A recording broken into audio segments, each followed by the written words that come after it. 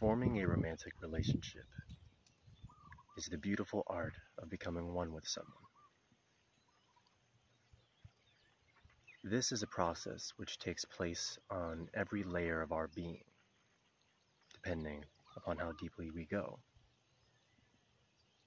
There are some individuals who choose to form relationships based on mutual benefit in certain areas or ways. Maybe it's mutual emotional benefit, but it's not so much financial. Maybe it's mutual financial benefit, but not so much emotional. But when we're talking about the true essence of forming a romantic bond with someone, in my opinion, we're talking about becoming one. And so when we're talking about Vedic synastry, that means that if you are looking for a relationship where you are becoming one with someone, these kind of soulmate, story tale like romances, that means you're looking at every planet in your chart, at every house in your chart, and in every sign in your chart. And you're viewing how all of these elements of life harmonize together with this person whom you love.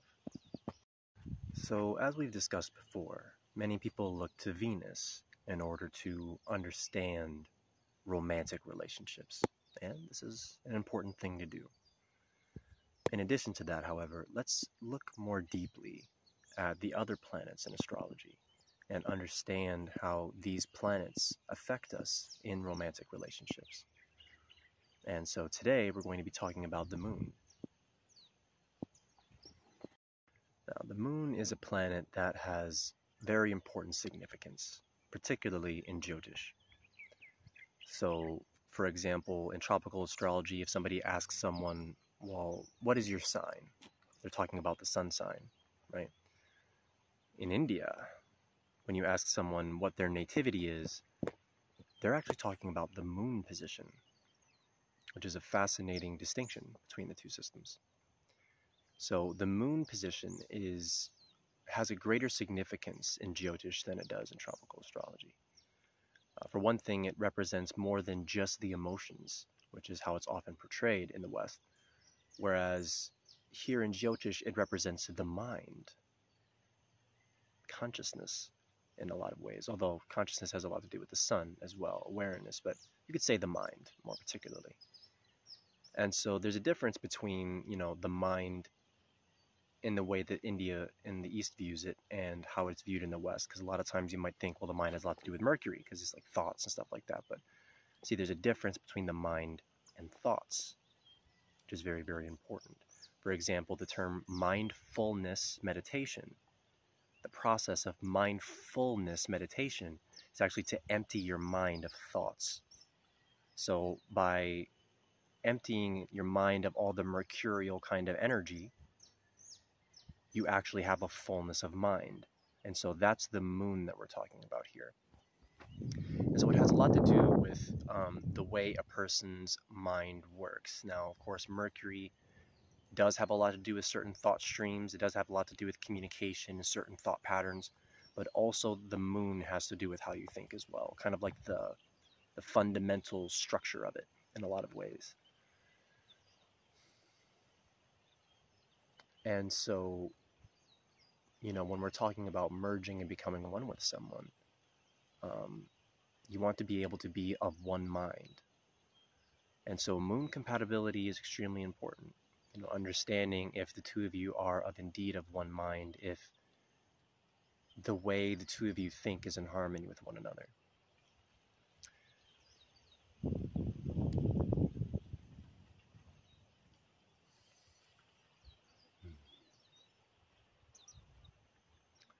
And in addition to that, it does indeed have a lot to do with our emotional nature, our comfort zone, and both how we like to receive comfort in a lot of ways, as well as how we will often provide comfort. So when it comes to a romantic relationship, this is a very important element. Like, what is the quality of emotional support which I am going to receive from this person, or this person is capable of providing, and what is my style of providing comfort, and how capable am I of being able to give that, you know.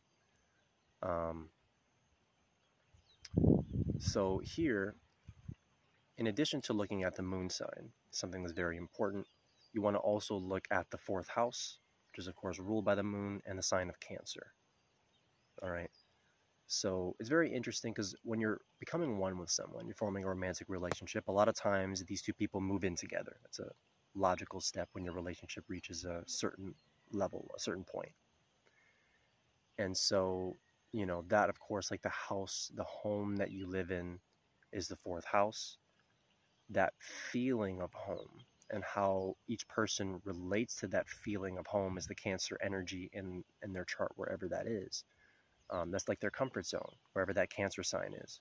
So someone who has Cancer in the fourth house, as an Aries ascendant, you know, or moon in the fourth house, they're going to feel very, very comfortable inside their own home. That's really going to be their comfort zone.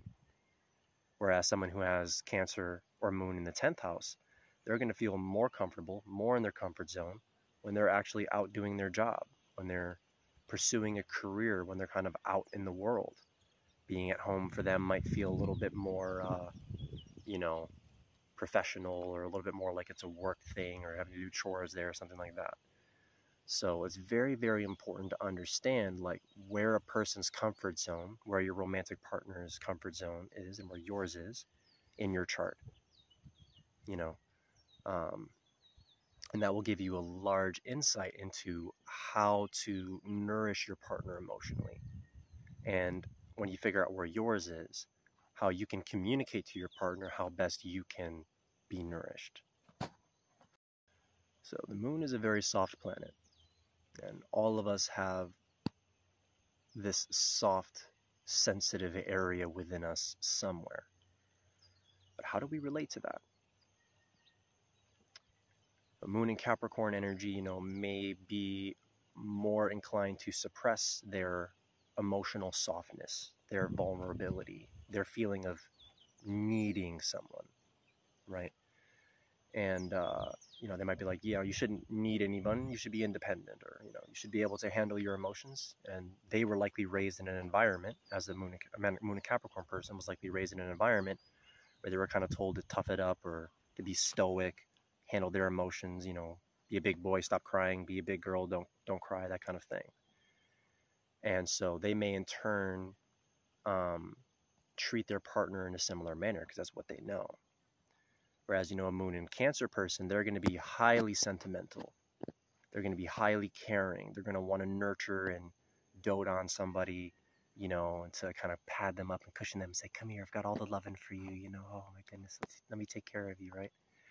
So that's the kind of thing you can see from that. So if you're somebody who needs a lot of emotional support, you know, and so then you can look at your partner's chart and be like, okay, what is their moon doing? Is their moon in a water sign? You know, or is their moon in one of the harsher signs like, you know, Aries or Capricorn, which is a little more, you know, no nonsense with the way that they'll kind of go about providing emotional care.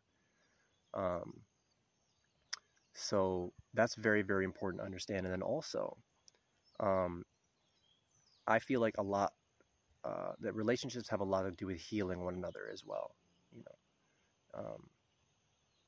And so when you look at yours and your partner's moon, you can really see what they're kind of feeling emotionally. You know, like a moon and Scorpio person, they're going to be feeling a lot of emotion deep down.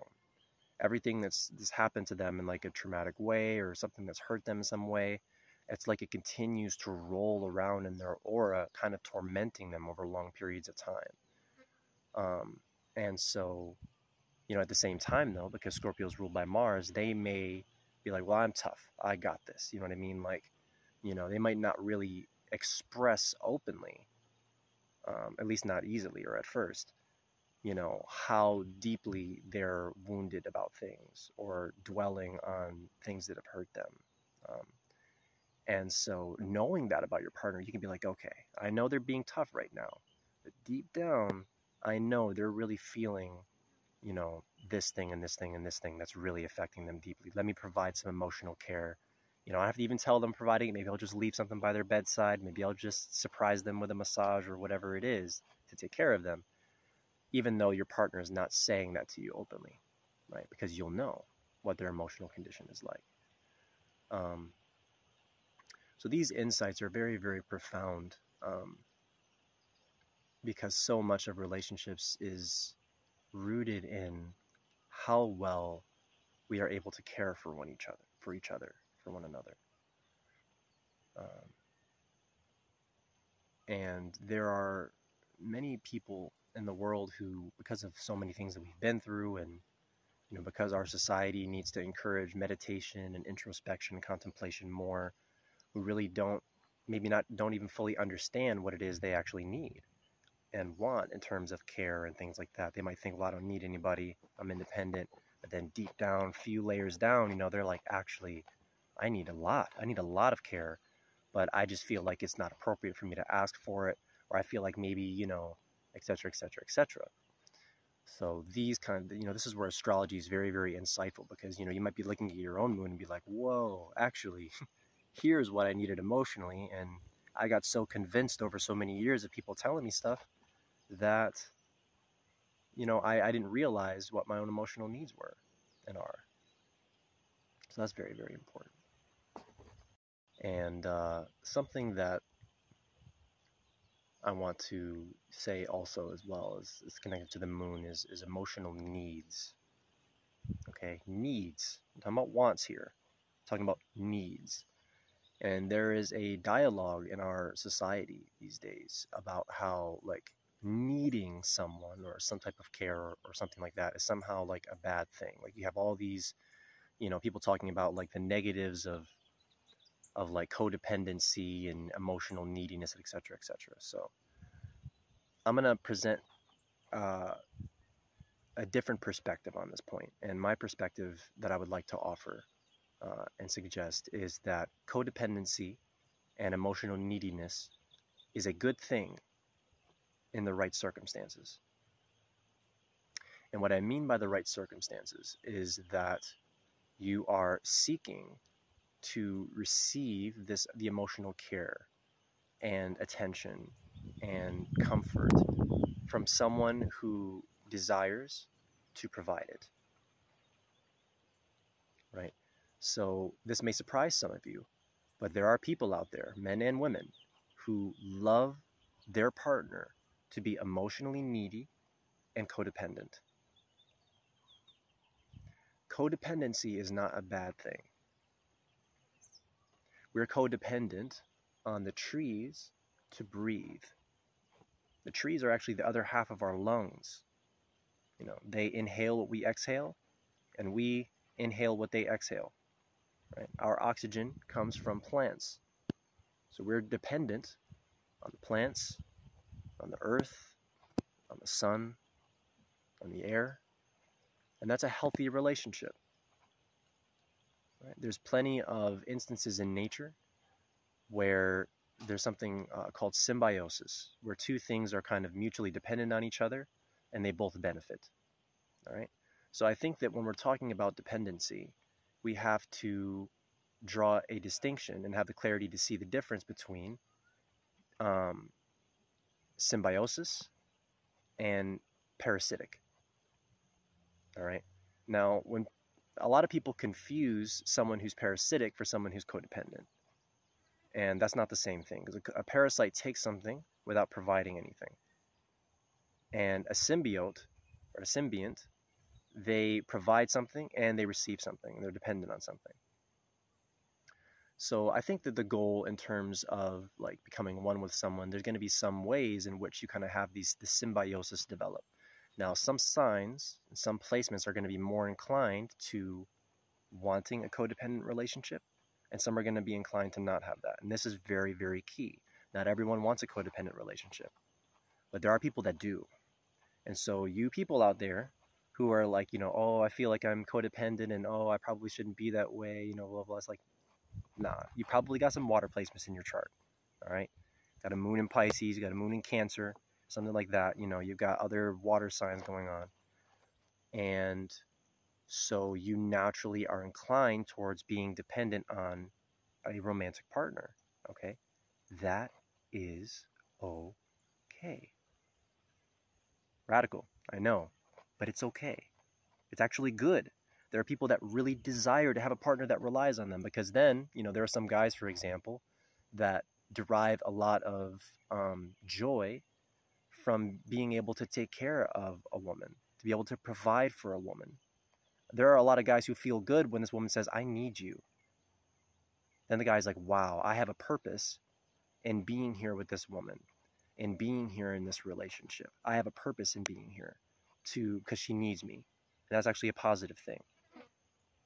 So the key is being able to recognize what guys actually like that and want that, or what people like that and want that, because it can go either way, gender either way, and what people are in a position where they feel like they're more in an independent state. They kind of need to be doing their own things. So, you see some people who have like Moon and Capricorn, for example, they're going to really want someone who's able to handle their emotions a bit more independently. If the person's too emotionally codependent on them, they might feel overburdened, or they might feel like it's inappropriate, or they might say things, like, you should be able to, handle your own emotions, etc., etc. And for them, that Moon and Capricorn person, that's okay, because they're going to attract a partner who is also going to align with that way of being, and that partner will like that about them. Like, yeah, I like that, I like to handle my emotions on my own. My partner also likes to handle kind of our emotions on our own. We can kind of go out there and do our things. We come together, we work on projects together, we do this thing together. And then, we have this balance of both independence and working in cooperation, right? For some people, that is absolutely perfect. So here we're really talking about compatibility. Please understand, there's no blanket statement about independence or dependency. And the moon is so much of the position where we see what a person's emotional needs are. And please understand, if you're someone who does feel emotionally codependent, and you got one of those watery moons or other placements like that, just understand that there's a reason why it's called an emotional need, not an emotional whim. Okay? If you go without water for too long, or air for too long, that's going to have a detriment on a person. And so, if somebody who is an emotionally codependent kind of person goes for too long without having support, that will really affect them, And so, I think that people who kind of feel sometimes a little bit bad about being emotionally codependent or whatever, think too about what you provide in a relationship. So maybe you're emotionally codependent, but you really, really take care of your partner. You bake them food, and you massage them, or you help them with this or that thing. You're very attentive. Whatever things that it is that, things that you are providing, keep those things in mind too. Okay? And then also look towards whatever your, partner, or just like conceptualizing your partner, think of that they have needs too. Maybe they don't have that same level of neediness in an emotional sense, but they do have needs. And so it's okay that your needs are emotional. So I hope this helps. This is some insight into the moon and its importance in romantic synastry. And, this is a very, very deep field of study, and really talking about self-awareness. The Oracle of Delphi, know thyself and thou shalt know the universe and God.